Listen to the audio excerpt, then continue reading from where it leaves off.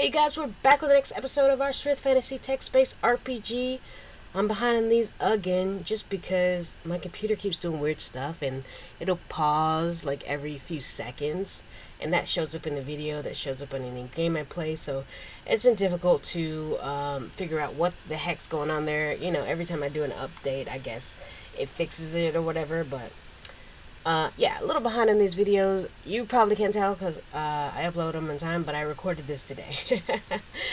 So yeah, last time we were at the castle. I don't know what we were doing before this. Some quests, I'm sure. I think we were still hanging out. We were doing copperwood stuff, I remember that. Let's try the long spur down. Hey, but thanks so much for hanging out and joining me. Let's just get going, huh? Longspur Downs. This hilly region of the southern Tisa gets its name due to its location directly east of the tip of the northern spur of mountains that frame nearby Thamevale. Although the area is no longer home to a large number of goblins, it is, as it was centuries past, it remains a largely desolate stretch of wooded slopes that more than likely contain their fair share of undesirable denizens. Wow. Your exploration of Longspur Downs takes you far and wide over the rolling forest hills that make up the broad swath of desolate but ruggedly beautiful country. After a lengthy trek, you nearly return to the very spot from which you begin your wanders when you spot a lone horseman approaching from the east. As the rider draws near, his startling appearance sends your pulse racing. A brilliant crimson helm is fitted over his head and is clad as a mix of silver chain and black plate. Slung over his broad back is a massive double-bladed axe, and his plated steed seems to move without strain despite the rider's obvious bulk, and it is his steed that simultaneously unnerves you and confirms that upon first glance had only been a vague suspicion. For as the rider and his mount close to within... Okay, I'm having real problems right now. Close within 20 yards, you gain a first glimpse of the face of the animal bearing its weight in the long, dry, fleshless muzzle of a skeletal horse. You hardly be the legend yourself, even with the recent tales of travelers from all corners of the kingdoms, but you're left with no doubt that a mighty warrior drawing up to you on the back of his skeletal steed is none other than crimson-helmed rider. The rider tugs at the rein of the horse as he pulls to within a few yards and turns to face you, the white fleshless face staring out at you from behind the thick crimson guard of a deep red helm that discovers its head as a haunting visage of the dead. The severe head of a troll dangles from the leather strap hanging against the undead horse's left flank. The rider leans forward in the saddle and appears to study you closely before straightening his back and slowly shaking his head. He suddenly holds up his right hand and then emblazons upon his plate palm as a bright red number 1.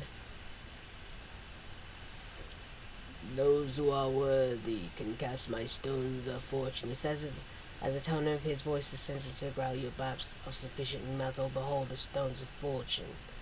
The strange figure reaches into his pouch at his side and casts 3 oddly shaped stones on the ground at your feet. Each of the rough-hewn rocks is 6 sides, each which bear a single inscribed number from 1 to 6. The encounter with the Crimson-Helmed Rider can currently only be played once per day. Even if you quit your game without saving, you will not be able to play this encounter till tomorrow. Let's read about the Crimson-Helmed Rider. The legendary, some would say mythical figure, is said to be the embodiment of the long-departed warrior Laurel Keir, whom many tales place at the side of the ancient hero Seer on many of his grandest adventures. It is said that Crimson-Helmed Rider wears a deep red helm that covers nearly all of its head and rides atop a fleshless armored horse.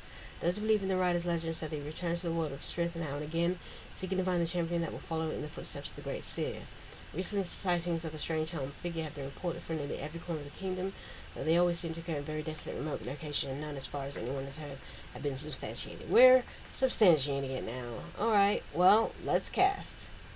Pick up the 3 stones and carefully set them. Each of the oddly shaped rocks has 6 sides. Each side bears a carved number between 1 and 6. Cast them, said the rider, his tone now somewhat less friendly. You take the first stone and prepare to throw it toward a bare patch of earth at your feet. You cast the first stone and watch as an oddly shaped rock tumbles across the bare patch of ground at your feet. The stone comes to rest at the edge of the patch. For identity, you can see what number carved up into its upturned side. My question is, what number do we want? 6. Yes. 6. Okay, apparently 6 is good. The number you've achieved after casting the first stone is 6. Well done. Since the rider slowly nods his head, you must still cast 2 remaining stones. Take the second stone and prepare to throw it toward a bare patch of earth at your feet. You cast the second stone and watch as the oddly-shaped rock stumbles across the bare patch of ground. At your feet, the stone comes to rest at the edge of the patch, and you peer down it, eager to see what number is carved into its upturned side. 6! Okay, we don't want 3 6s now. Well done. Okay. Third and final stone. 5. Alright, no 3 6s. Number you achieve after casting the third and final stone is 5. Interesting. So as the rider usually shifts into the saddle, you now cast all 3 stones. Tally of 17.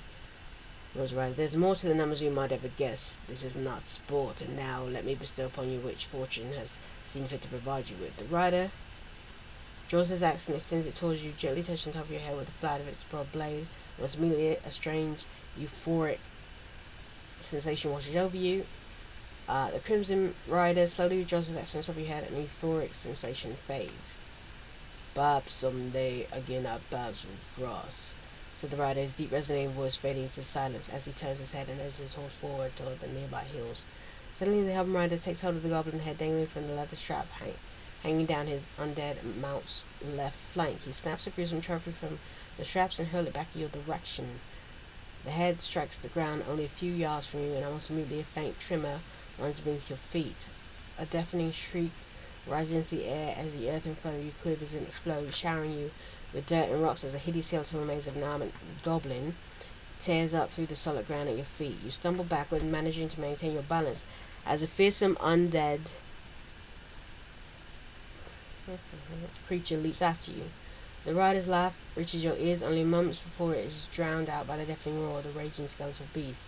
Owing to the speed of the thing you face, you will not be able to flee. You must fight this nightmarish undead menace to death. Quick combat.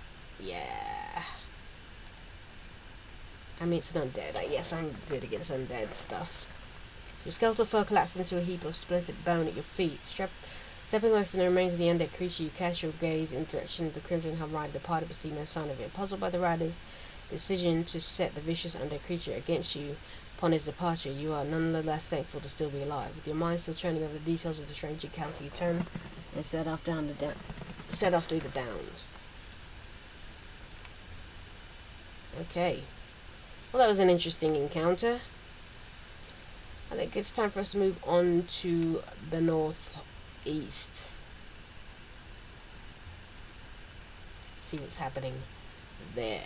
We got the city of Phak-Rur, Foxfell Forest, Hole of Stone, Lake Imbrick, Ebb Mark, the ruins of Stone Gap, and the Dawn Wind Vale. Let's go to the city. In the city. Alright, Phak-Rur, the northmost city in Tisa, is also the kingdom's oldest. The thriving, heavily fortified seaport was long ago built of the ruins of an ancient city of which only very little is known. The seaward face of Phak-Rur, which includes its grand harbour, is partially shielded from the legendary wrath of Sundran Sea by a long series of massive stone columns, nearly a mile from the coast, that rises up from the ocean floor and stretches high into the sky. The mysterious columns predate the founding of Phak-Rur, and perhaps even that of the ancient city, and the ruins of which lie somewhere beneath the seaport.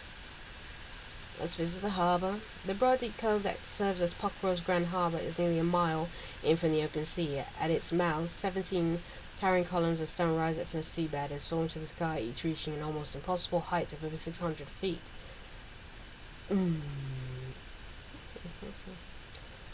Looking north from the quayside, across the churning waters of the cove toward the raging Sundran beyond, the arch of columns that span the mouth of the harbour look like a broad, fang-filled maw of some giant sea beast. Countless vessels, including several Tissian warships, are anchored here.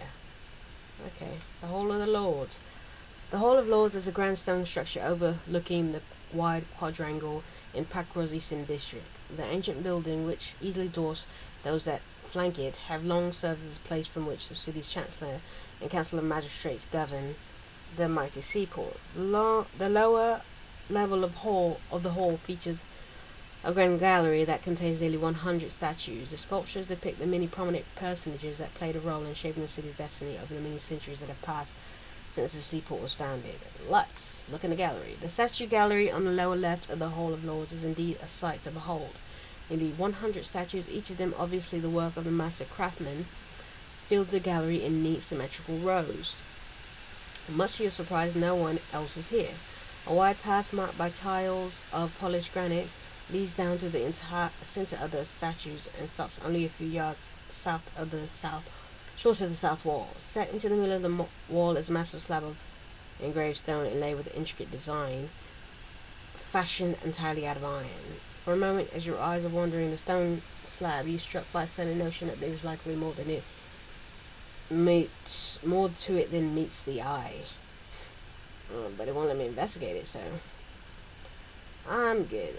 Let's go to merchant. Search for weapons. Phak-Rur's merchant district, situated in the northwest corner of the city, is comprised of two large quadrangles connected by a wide tree-lined thoroughfare. Why is this?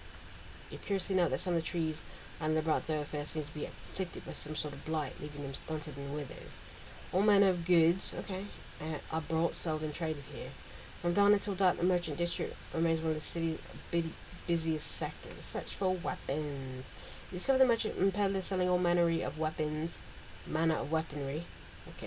As you make your way through the two quadrangles along the tree-lined thoroughfare. Let's take a look. Trash.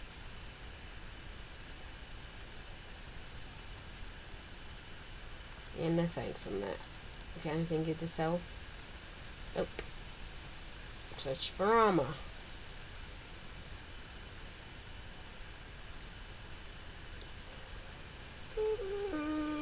What's up? Oh, don't get out of that. Alright. Is that all? Weapons and armor? Okay. Tallies is here. We can just do exploration. And then we got the lonely stretch of road. Let's give it a go, eh? Only you stand between the fleeing caravan passengers and certain death, okay? Well, I do like to say people. And so begins a lonely stretch of road. Late afternoon, a well-travelled road several miles south of Phak-Rur, the very edge of the wintry northern wild. Shouting over your shoulder, commanding the last of the terrified caravan passengers to flee along the road, you boldly square yourself with a bounding forest troll. A troll! The hulking grey-skinned brute, one of the three that burst from the foliage at the edge of the road to attack the wagon train, snarls viciously as he lopes towards you, its savage bellows echoing from the frozen barren trees. Archery!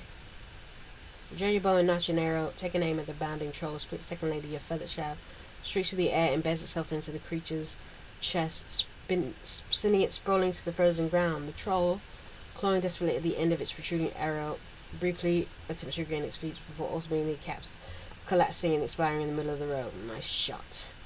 A guttural snarl to your left reveals the location of the second troll. You spin in the direction of the terrifying sound and find the stalking beast moving out from behind the nearest wagon, its claws still dripping with the blood of the slain horses. With grim determination, you plant your feet and prepare to engage yet another of the deadly denizens of these frozen wilds. Quick combat, dead, aren't you? You are? Okay. Can you see my hair? Not really. This is because I'm on a black backdrop, so you can't see my hair because it's black. Rejuvenation! As the second troll slumps lifelessly to the ground, the largest of the three creatures, a truly terrifying specimen of savage malevolence, stomps into view, stretches wide its fang-filled jaws, and unleashes a deafening bellow that leaves your ears ringing, your pulse pounding. With a loud grunt, the troll lops towards you, snarling viciously. Determined to defend the fleeing caravan passengers, you bravely hold your ground, your defiant gaze frozen on the massive troll now swiftly bearing down on you. Quick combat, dead.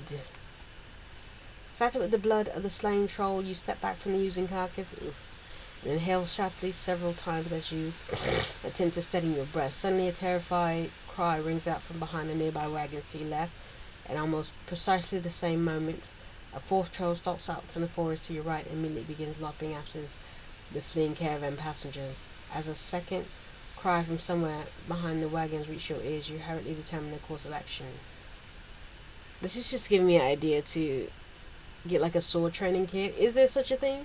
Like with a thing you can strike and like a dull sword. That's kind of heavy. You can work on your arms and your abs, I would say. Your legs, like, I should look it up. These games like this are always inspiring to be like, I want to be good at swords and like cardio and like melee, you know? Pursue the troll chasing after the fleeing passenger. Okay. Terrified cry rings out from behind nearby wagons. At almost precisely the same moment, a fourth troll stalks out of the forest to your right. Decisions. See who's crying. You move behind the wagon, 3 wagons, sketching the ravaged carcasses of slain horses, and quickly discover the source of terrified cry. The young boy, whom you immediately recognize as son of one of the wagon drivers, stoops over to his father's unmoving body, sobbing and tugging at his arm. He looks up as you approach and pleads for you to have his father grow up. Fearing the worst, you move over and kneel down next to the prone man. Much to your profound relief, the man is breathing and moaning. A wide red gash runs down his left side, and an unmistakable results of running with one of the forest trolls that attacked the caravan. Lisa's let me use restoration. I try to use it every time, but no always works. You channel your power of restoration and focus healing energy on the grievous wound torn into the side of the prone man. Almost immediately, the gash begins to shrink, eliciting a startled and relieved gasp from your wounded subject. In less than a minute, only a small thin scar remains to mark the wound that nearly cost the man his life. As the driver slowly raises his feet, his son still sobbing, he throws his arms around you. The driver turns to you, presumably thank you for saving life, before you utters a single word, you rush back to the middle road and start after the fleeing passengers. Yes, we ain't got time to talk. I have another thing.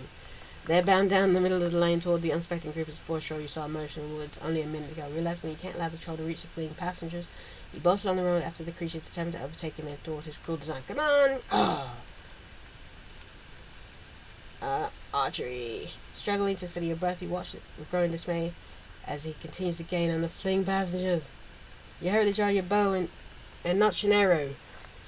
Taking steady aim at the troll, it bounds toward the fleeing caravan passengers. At first, a sharp twang of your bowstring as you each your shot served to fill you with dread, making you believe you lose your arrow too soon. As your eyes follow the shrieking shaft, however, satisfied smile forms on your lips. That's right. I mean, I'm a grandmaster of archery. If you get hit, there's a problem. The arrow strikes the troll squarely in the upper portion of his back, piercing its lung and dropping the savage creature almost instantly. The troll unleashes a final ragged bellow and collapses into an unmoving heap in the road. A sense of relief washes over you, make your way toward the slain troll. You reach the caravan of slain troll and quickly glance in both directions along the road to the north, and a good distance away, fleeing caravan passengers have reversed course and make their way back towards you. As the beleaguered group, numbering just shy of a dozen, joins up with you, they each stare down in shock and disbelief at the remains of the troll. One man, a grey-haired merchant with whom you had enjoyed a lively debate earlier today aboard your coach, steps over to you, says nothing, initiates your shoulder cross. You meet him in a respectful gesture before turning and leading your fellow passengers back to the scene of the attack. Upon your return to the wagons, you're met by the driver whose wound you restored to powers healed and whose life you undoubtedly saved. His young son smiles and shyly thanks you as his father meets you in a shoulder cross. The driver tells you this is not the first time he's been witness to a troll attack on this very stretch of road, though he admits it's the only occasion he's actually come face to face with one of the loathsome creatures. Not something I care to see again, he said, grimacing. And we're none too far from the city. What's the come of the kingdom if beasts like that live so openly move in our midst? But today I have been blessed. Thank you, friend. You're welcome. Now I have a saving people thing. Like Harry Potter. Within the hour, just as daylight has begun to wane, the sound of hoofbeats from the south fills the air. You're relieved to find that the horses whose shod feet were pounding out of the heavy beat along the regiment of Tissian soldiers bound for a nearby seaport. After speaking to you and inspecting the scene of the attack, the 24 soldiers prepare to ride ahead to the city, where they will fetch horses capable of drawing the wagons to the gates. The rest remain with the wagons and the passengers, their presence doing much to raise the spirits of the fearful, bewildered lot. My head's too high in the camera. Now certain that your fellow passengers will safely reach Phak-Rur, you bid farewell to the driver and his son, wishing the former a swift and full recovery. Both he and his lad thank you repeatedly for turning their attention to preparing their wagon for what they hope will soon be the resumption of that word sounded weird, resumption of the last leg of their trek. With that, you quietly slip off and begin making your way north along the road, eager to reach the city and bring a close to what has been a long and arduous journey. Within the hour, as a frigid dust settles over the North Broadlands, you find yourself moving through the streets of Phak-Rur, attending to various pieces of business that lure you to the heavily fortified seaport. As you see to your ever-shortening litany of errands, you turn His thoughts continue to return to the troll attack on the caravan. And also creatures like forest trolls encroaching so boldly upon the civilized world, scant leagues from the mighty fortress city like Phak-Rur, serves to give you pause that and cause you to consider whether or not their place is truly safe from lurking perils of the vast and largely wild world. No, there's no safe place. As the chill begins to deepen with the waning dusk, you do your best to put the afternoon's events out of your mind as you turn your focus to finding suitable lodging. Following the blissful aroma of brewery halo, you turn to the broad lane that runs into a small quadrangle near the heart of the city. Allowing your nose to lead the way, you slip to the darkened streets, moving in with haste and purpose among the dwindling few still about as the darkness falls. Yay! It was fun. There's more adventures now. Oh, we got 10 minutes left. Stomper's Day out. Anokin Mas, Akisem Mas, Inspired Adventure. His keeper is dead and he's on the loose. Alright, we got 2 minutes in this episode. Let's see. Scale it. Hit it. Oh, my tongue is like super dry. Early one summer morning on the streets of Phak-Rur. The street trembles underfoot. Stomper is coming back, weary from having already twice fled into the giant stone construct. You struggle to catch your breath while brazenly taking up a defensive stance in the middle of the broad, normally thronged thoroughfare. The lane is deserted. The terrified citizens of the seaport, including its guards, cower in alleys and doorways, their fearful gazes searching along the length of the street for any sign of the creatures that most recently flattened an entire stable. Defiant, you stand alone between the escaped rampaging creation of the slain sorcerer and the untold death and mayhem the stone behemoth will assuredly wreak if allowed to continue its violent escapade. Stomper. The sharp echo of the splintering wood carries along the street, instantly drawing your gaze to the end of the lane. There, storming out of the widened wall of thick grey dust, his massive granite fists. Oh, he's a stone creature, like in Gothic. Those stone guys, where they throw rocks at you. There's ice ones, that fire ones, and dark, I don't know, all kinds. Forest ones, okay. Clutching the jagged timbers of the wagon he just smashed is the stone construct affectionately known as Stomper. With a thundering bellow, Stomper starts towards you, as every footfall sending tremors shooting along the entire length of the road. You defiantly hold your ground, silently cursing Yipsin, the mage who brought Stomper to life, only to be subsequently squashed by its creation. As you prepare to engage the raging creature of stone, quick combat. We're dying. Big stone.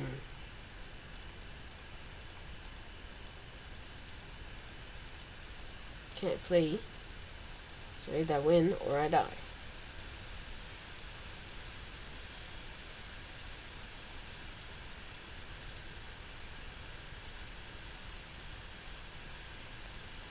Come on, Ali. I like how I still attack while healing. Like, what's up?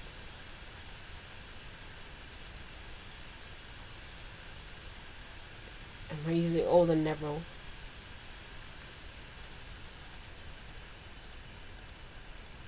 Yay! Win! Ah, that was hot. What? Yay! How did I heal back? 517. I don't even have 517. Towering stone construct collapsed into a heap of trembling stone in the middle of the street. As you fall back from the creature's remain, you startled by a series of loud groans. Suddenly, a dazzling blue glow surrounds the pile of shattered rock. Drawing yourself into a combat-ready stance, you watch with growing dismay as somewhat smaller but no less fearsome version of Stomper rises out of the breeze. It was the savage blow, the mighty construct. What? At least I win this time. Jeez! As before, the bright blue glow suddenly envelopes Stomper's remains. Realizing what is about to occur, you maintain a defensive stance as the fearsome stone construct again rises. He gets up again. Can I use restoration? Or no? No, I can't. Ooh-wee! Alright. What's the blessing and protection do? Nothing.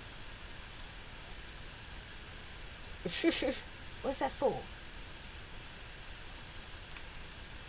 You're not gonna let me heal. So rude. Alright, where's my stuff? Where's my goodies? I need some chemic elixir. Yes!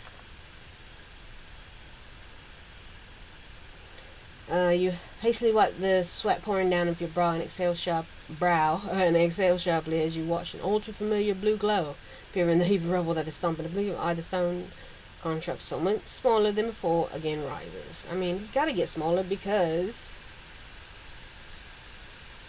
the exhaustion struggles to regain your breath as a faint blue glow envelopes. Okay, come back. Alright. You drop to one knee as Stumper again collapses into a heap of rubble on the center of the road. This time, however, much to your profound relief, it appears that the fearsome stone construct is at last gone forever. Yay! Instead of the blue glow foaming over its remains, only a few thin trails of grey smoke rise up from the pile of smashed stone.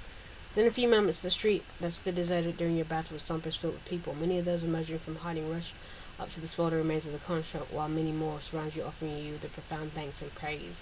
As a contingent of the city guardsmen arrive, you willingly melt into the crowd and start making your way back along the lane, continually to clean up to others. Yeah, you can clean this up, because I ain't interested in. In the days and months that follow your victory over Stumper, the tales abound throughout Phak-Rur and across the kingdom at large about your heroic stand against the raging stone construct. Soon discover that Yipson the mage who created Stumper to serve as a guard in the seaport at the behest of the council of magistrates had 4 similar constructs in storage in the city's northern sector. Thankful, Yipson's other 4 stone behemoths had not yet been brought to life and was summarily destroyed. Centuries from now, the story of Stumper's Day Out remains one of the most enduring tales of the age. With you at the center of the action, yeah! Saving Phak-Rur from the terrible rage and unearthly might of the would-be guardian gone rogue. And some more adventures? There isn't! Well, we're gonna wind down here, then. What I'm gonna do is go back to my castle, which is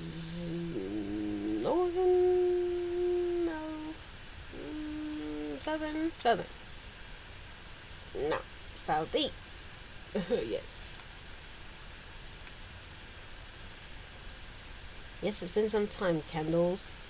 Let's do some upgrades.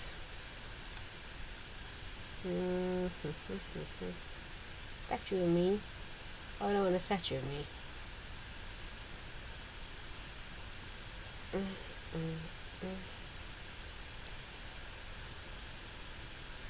Ooh, what kind of bed do I have now? Yes, we want a feather bed. Oh, I can have a moss bed too, and it's more expensive.